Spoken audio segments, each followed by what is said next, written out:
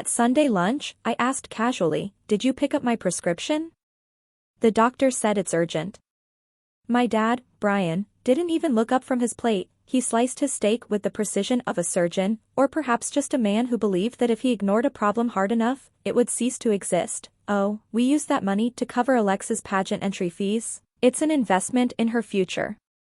I stared at them. The floor-to-ceiling glass walls of the dining room seemed to vibrate with the sudden silence. "Right," I said, my voice terrifyingly calm, "then I guess you didn't read the warning label the pharmacist sent regarding mandatory state reporting?" My mom whispered, "Warning?" When I told them what it meant, their faces went white. Drop a comment and let me know where you're listening from and what time it is for you right now. I'd love to know who's part of our community.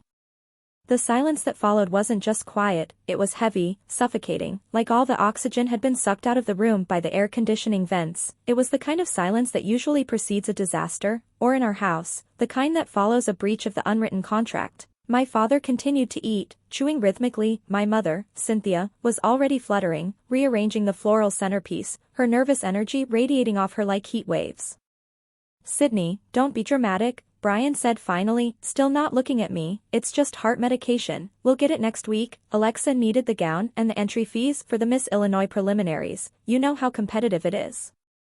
"An investment," I repeated, the word tasting like ash and iron in my mouth. "Yes," he said, finally looking up, his eyes cold and flat behind his rimless glasses. "An investment. Unlike your constant medical expenses, those are just a drain." I looked at Alexa, my beautiful, golden sister. She was 20, glowing with health and vitality, completely absorbed in her phone, testing out angles for her pageant headshots. She didn't even hear us, she didn't have to. In this house, she was the art on the wall to be admired and protected. I was the drywall, the studs, the insulation necessary for the structure to stand, but invisible until something cracked.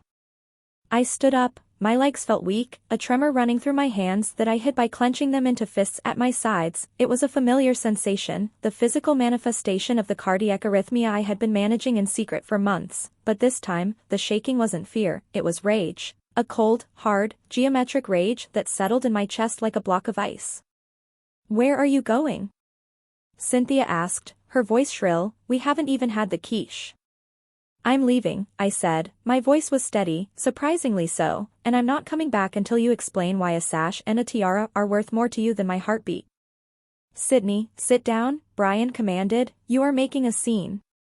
"No," I said, "I'm making a choice." I grabbed my keys from the marble counter, they felt heavy in my hand, heavier than they should. I walked to the door, my footsteps echoing on the pristine floors. I didn't look back, backward glances suggest hesitation, and I had none. I knew what I would see if I did, my mother's anxious face, my father's angry one, and Alexa, still oblivious, still perfect, still the center of their solar system.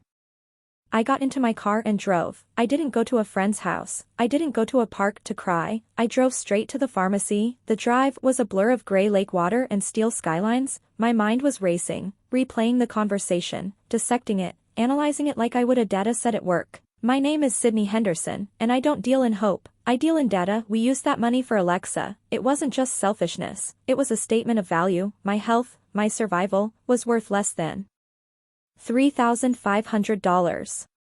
When I reached the pharmacy, my hands were shaking so badly I could barely get my credit card out of my wallet. The total flashed on the screen, $3,500. It was my entire emergency fund, every cent I had saved from freelance data analysis, from skipping lunches, from walking instead of taking Uber. I swiped the card, the machine beeped, approved. I took the bag with the vials of medication. It felt light, insignificant for something that had just cost me my safety. I walked back to my car and sat there for a long time, staring at the steering wheel.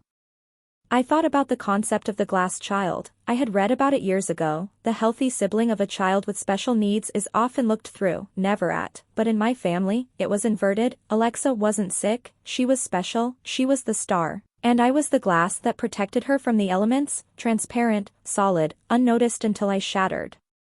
I had spent my entire life trying to be invisible, trying to be low maintenance, trying to be the good daughter who didn't need anything, and it had gotten me exactly nothing. I was transparent to them, but the thing about glass is that when it breaks, it becomes sharp. And I was done being smooth and transparent, I was ready to cut.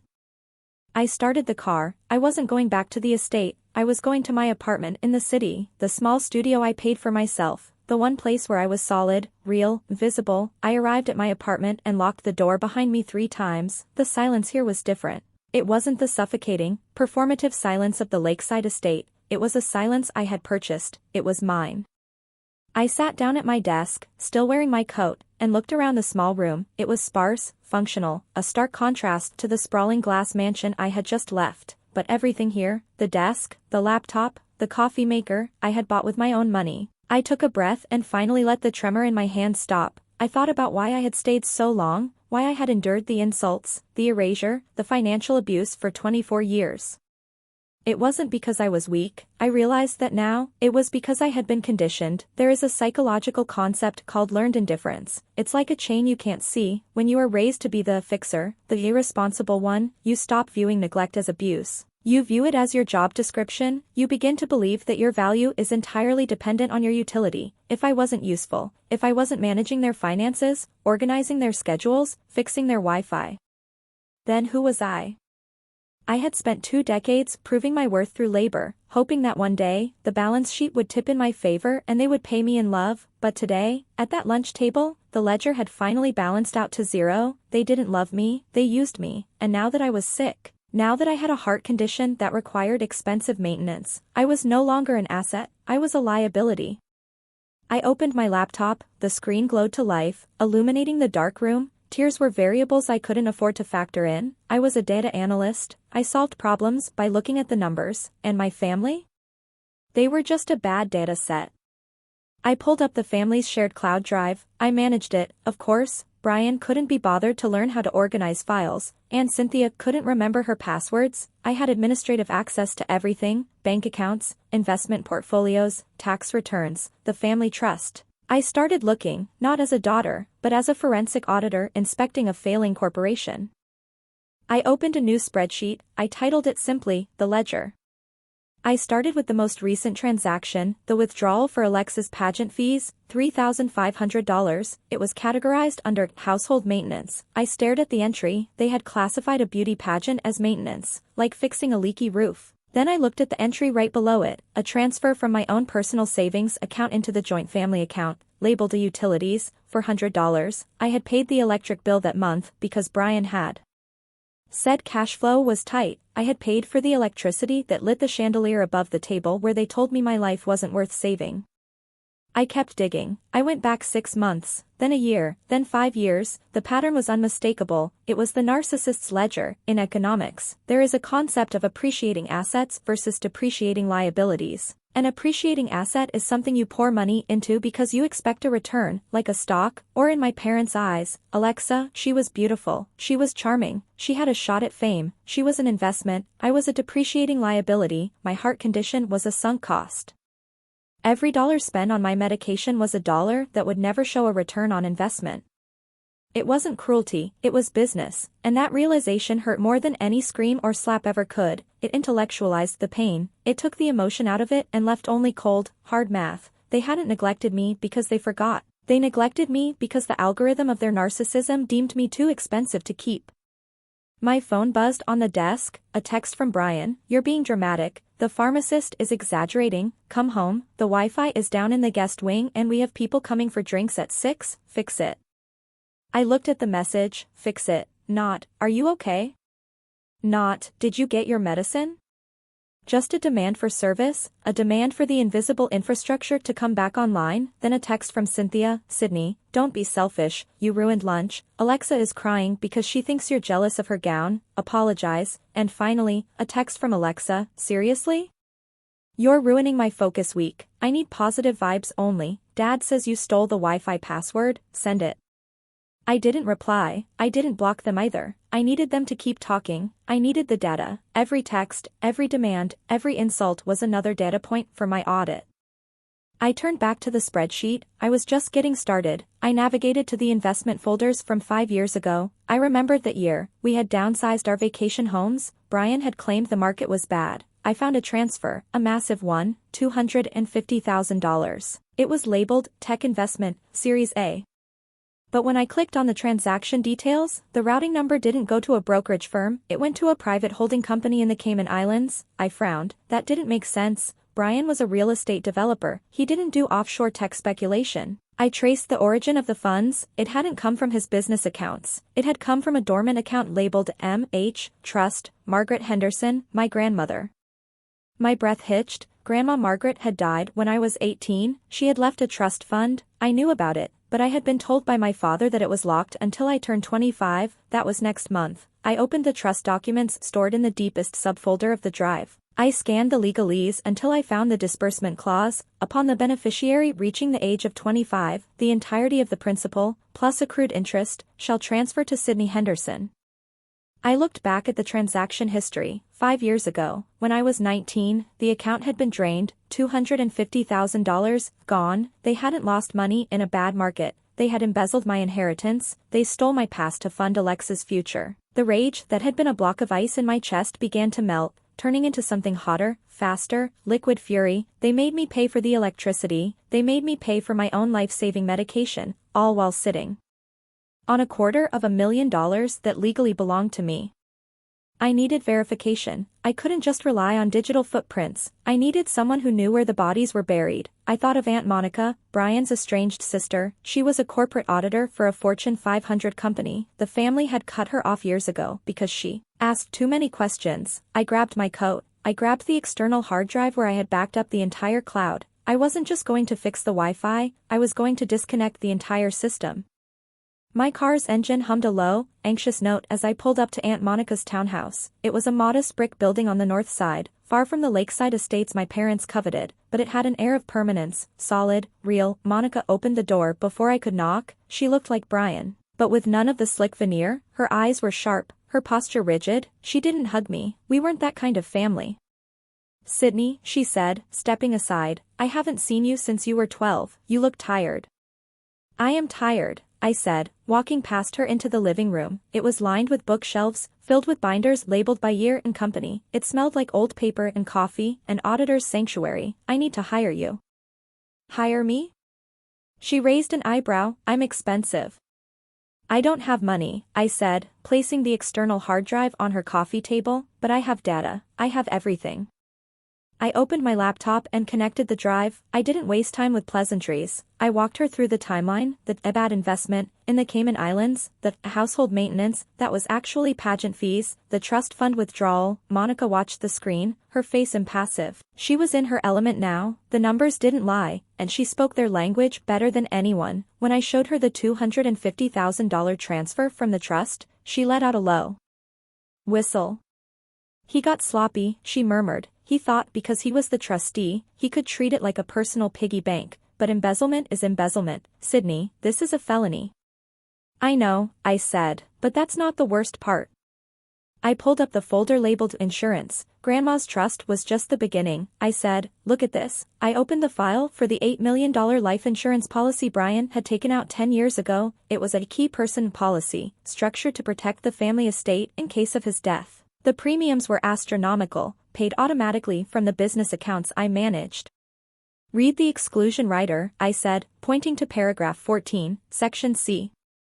Monica leaned in, adjusting her glasses, her eyes scanned the text, and then they stopped. She read it again. "Policy void if any primary beneficiary or direct dependent is diagnosed with a hereditary or congenital condition prior to the age of 25 without immediate disclosure and rate adjustment." She looked up at me, her expression shifting from professional curiosity to horror. "Hereditary," she whispered, "your heart condition." "Arrhythmia," I said, "it runs in the family. Grandpa had it, Dad has a mild version, I have the severe version." "If you get diagnosed," Monica said slowly, piecing it together, "if it goes on your official medical record before you turn 25. The policy is void," I finished, "or the premiums skyrocket to a point he can't afford. He's leveraging $8 million against my silence." "That's why he wouldn't pay for the meds," Monica said, her voice hard. "It wasn't about saving $3,000, it was about keeping your name out of the system. If you pay cash, if you don't use insurance, if you don't trigger a paper trail, the insurance company doesn't know." I felt sick all over again. It was one thing to suspect it, it was another to have it confirmed by a professional. He was gambling with my life, I said. He bet that I wouldn't die before 25, he bet that he could keep me quiet, keep me untreated, just long enough to secure his payout. He's leveraging your life for his retirement plan, Monica said. She stood up and paced the small room, but he missed something. He always does. Brian thinks he's the smartest person in the room, but he forgets the details. She turned back to me. The warning label you mentioned, the one from the pharmacist. Mandatory state reporting, I said. Critical non-compliance with treatment for a hereditary condition triggers an automatic flag to the State Department of Health. And state health databases, Monica said, a shark-like grin spreading across her face, share data with major insurance underwriters to prevent fraud. It's automatic. We stared at each other. The realization hung in the air, electric and lethal. By refusing to pay, Monica said, he triggered the exact paper trail he was trying to avoid. The audit has already started, I said. The state got the notification yesterday. They're opening an investigation into medical neglect. And because it's a hereditary condition, Monica added, the investigation won't stop with you, they have to test all dependents. Alexa, I said. If she has the gene, Monica said, and it's highly likely she does if you both have it. She goes on the record, I said, diagnosed, documented, uninsurable under his current policy terms.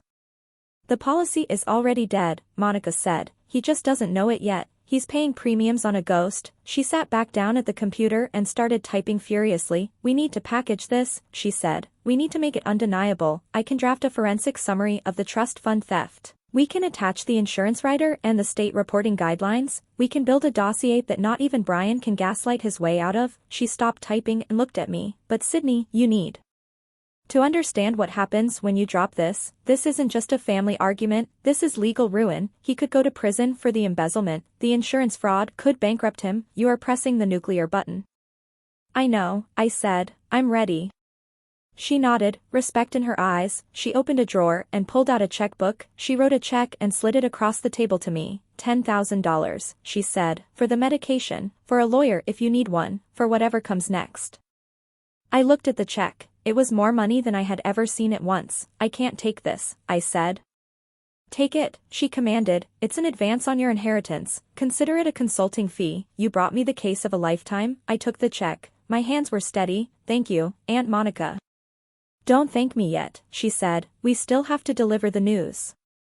I drove back to my apartment, the red folder containing Monica's summary on the passenger seat. It felt radioactive. I had the truth now. I had the leverage. I had the trap. I waited until Sunday, the day of the weekly family brunch, the day everyone would be there, pretending to be perfect.